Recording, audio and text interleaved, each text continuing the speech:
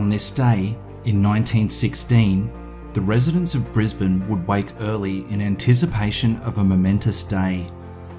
Exactly 12 months previously, in the pre-dawn hours of April the 25th, 1915, men of the Australian and New Zealand armies had moved silently across the water to land along a foreign shore on the other side of the globe at a place that would become reverently known as ANZAC Cove. Engaging a determined Turkish force and digging into an almost inhospitable landscape, the ANZAC troops would hold their position for 8 long months through a constant baptism of fire, before finally and secretly evacuating the peninsula under the cover of darkness on the 20th of December. The folly that would become known as the Gallipoli Campaign would come at a terrible cost to all who had participated, with the loss of 8,709 young Australian men and over 19,000 wounded. New Zealand would lose 2,779 souls, with a further 5,212 wounded, whilst the Ottoman forces would bear a phenomenal cost in defending their shoreline on the back of 86,692 fatalities and a further 164,617 casualties. Today, in 1916, Brisbane and wider Australia would come to a stop in order to pay reverence to those who had both fought and paid the ultimate sacrifice for king and country in what had been designated the inaugural ANZAC Day commemoration. From that day, a very poignant piece was penned and published in the Brisbane Courier. The memory of the first celebration of ANZAC Day will not soon be effaced.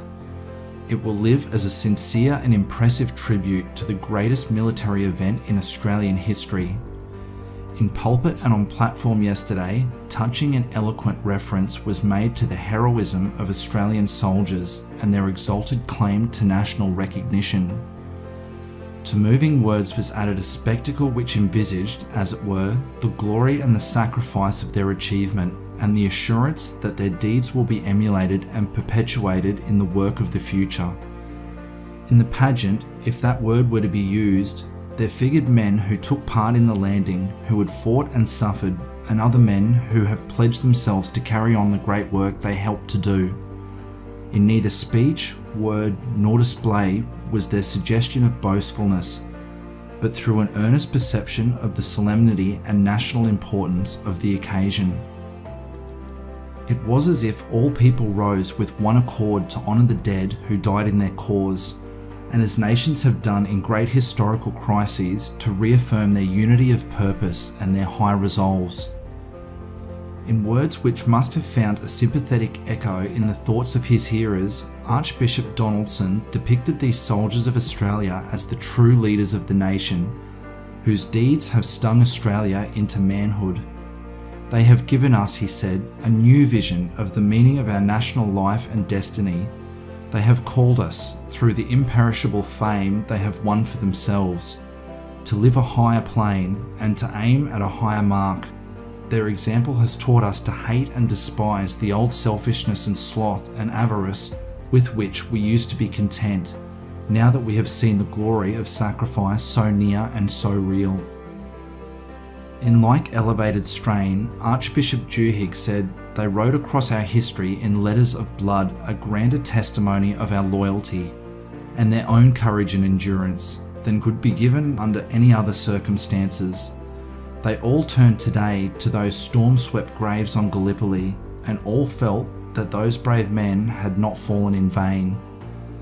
From out those silent resting places, a voice more eloquent than any minister for war or recruiting sergeant, calling upon them to complete the work so nobly begun by those fallen heroes. Those who fell," said Captain A.C. Payne, who saw them in the firing line, "might well be called our army of deathless dead. They had become immortalised." It was in words such as these that Christian ministers of every denomination sought to emphasise the debt we owe to those who have been our pioneers in the Great War of Liberty, and to stress the obligations that their deeds and sacrifices have placed on us. In the striking spectacle of the fine body of troops which marched through the streets of the city and the dense concourse of people who saw them pass by, The celebration had a fitting consummation. It lost something perhaps in martial effect from the imperfect ordering of the streets. It was an inspiring thing to see so many eager to honour by their presence and their interest those who have consecrated themselves to the service of the nation. But an earlier and better direction of things, so that the way might have been kept clear for the troops, would have inconvenienced none and chilled no enthusiasm, while it would have enabled the proceedings to be carried out with greater impressiveness. In the years to come, Chaplain Lieutenant Colonel David Garland, whom in 1916 had been granted the position of inaugural honorary secretary to the ANZAC Day Commemoration Committee, due to his position as senior chaplain to the Queensland Expeditionary Forces, would campaign tirelessly for legislation marking April 25th as a public day of solemn commemoration and remembrance.